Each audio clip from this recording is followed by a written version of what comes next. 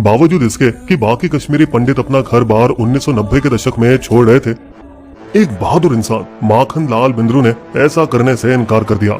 यहाँ लोग मुझे प्यार करते हैं, मैं क्यों जाऊं? 30 साल बाद ये 68 साल के केमिस्ट जब अपने श्रीनगर स्थित फार्मेसी में दवाई बांट रहे थे पिछले अक्टूबर की शुरुआत में, तब कस्टमर बन के आए कुछ लोगों ने उनकी गोली मारकर हत्या कर दी, जिससे वो 18 सालों में आतंकवादियों द्वारा मारे जाने वाले पहले कश्मीरी पंडित बने। तब से आतंकवादियों ने कश्मीरी घाटी में हत्या की बाढ़ लगा दी, 22 विभिन्न क्षेत्रों के लोगों को मारकर। दलित स्कूल टीचर रजनी बाला को इस साल मई में कुलगाम में मारा, जैसे ही सुबह वो अपने स्कूल में दाखिल हो रही थी।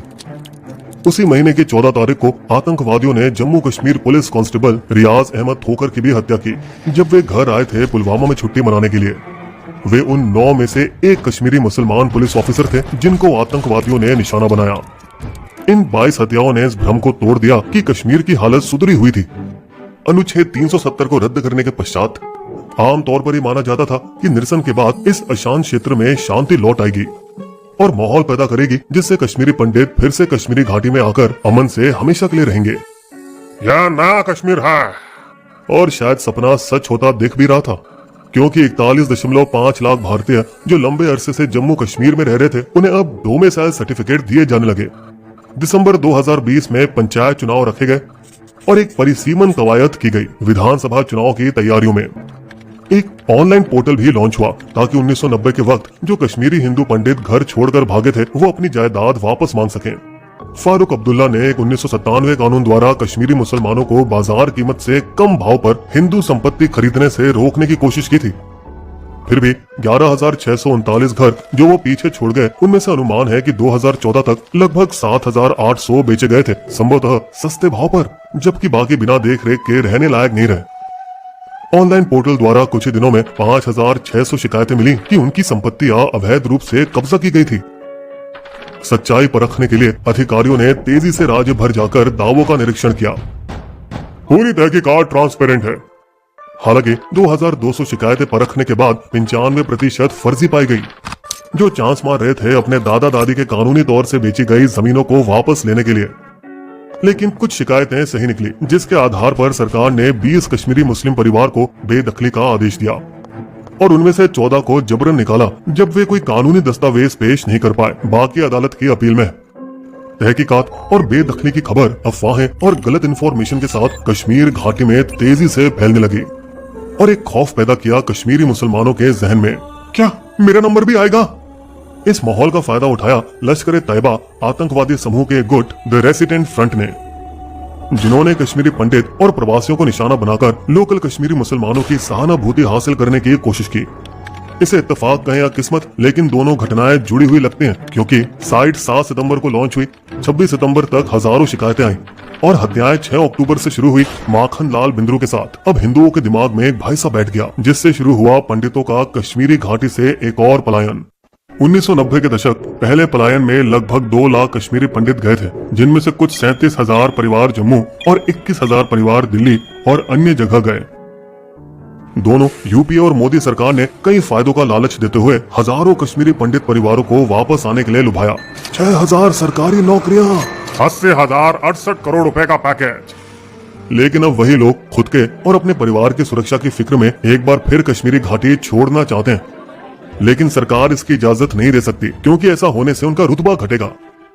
कश्मीर में रहने वाले हिंदू जाना चाहते हैं, लेकिन सरकार उन्हें जाने नहीं दे रही। पंडित अगर चले गए तो यह आतंकवादियों के सामने सरेंडर करने जैसा होगा। स्कूल टीचर रजनी बाला की हत्या के बाद जम्मू कश्मीर के उपराज्यपाल मनोज सिन्हा ने तेजी से 177 शिक्षकों को श्रीनगर के सुरक्षित क्षेत्रों में भेजा। हालांकि नौकरशाही अड़चन उनकी सुरक्षा के बीच आ रही है, क्योंकि जब कश्मीरी पंडित को घाटी में वापस आने के लिए फायदे बताए गए तो वो ये शर्त पर थे कि अब वे कश्मीर के बाहर कोई ट्रांसफर नहीं ले सकते। 35 साल के कश्मीरी पंडित राहुल भट्ट इसी योजना के तहत कश्मीर में एक सरकारी नौकरी करने वालों में से एक थे, जहां उनकी दुखद मौत हुई जम्मू कश्मीर के बुडगाम जिले के तहसीलदार के ऑफिस के अंदर, जहां वो पोस्ट थे। पहली बार ये हुआ कि आतंकवादियों ने किसी पर उनके ऑफिस के अंदर जाकर हमला किया, जिससे जम्मू कश्मीर सुरक्षा तंत्र की प्रभावशालीता पर एक बड़ा सवाल खड़ा होता है।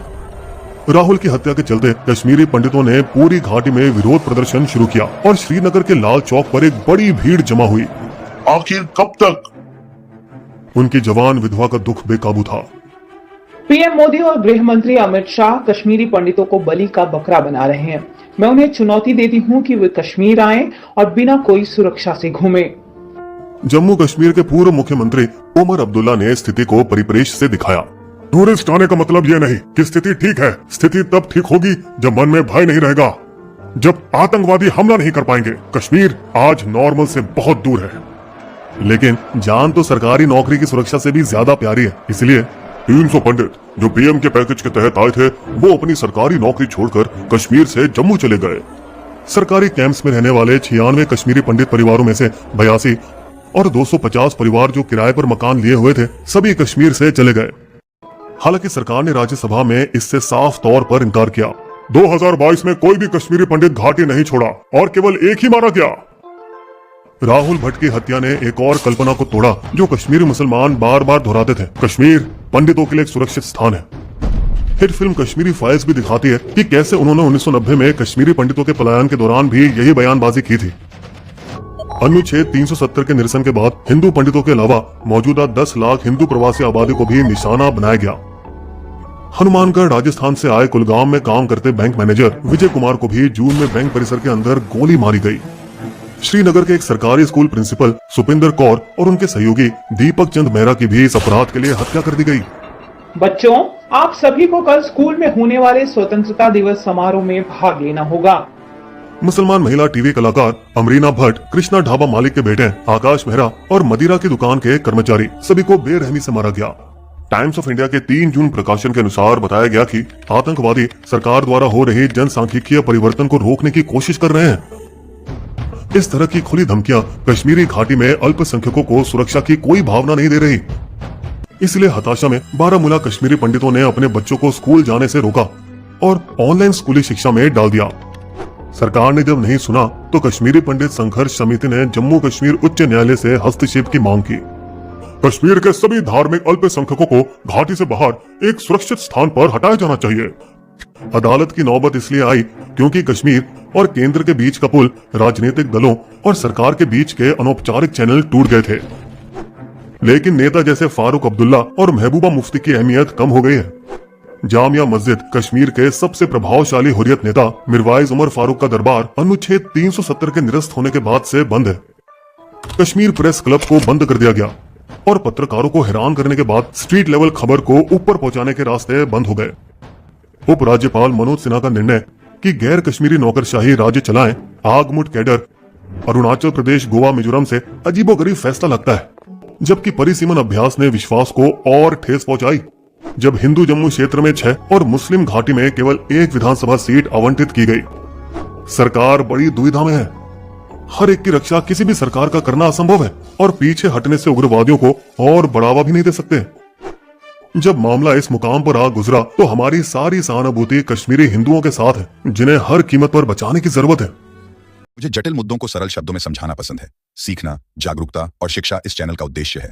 ऑल टॉपिक एजुकेशन यूट्यूब शिक्षक हैं, जिनकी विशेषज्ञता जटिल विषयों के सरल और वस्तुनिष्ठ व्याख्या करने में निहित है। अपने जीवन में महत्वपूर्ण चीजों के बारे में खुद को शिक्षित करें और जानें कि आप दुनिया को अपने और बाकी सभी के लिए कैसे बेहतर बना सकते हैं। हिस्ट्री, लॉ, यूपीएससी, पुलिस परीक्षा आदि अन्य विषयों को जानने के लिए हमारे चैनल से जुड़ें।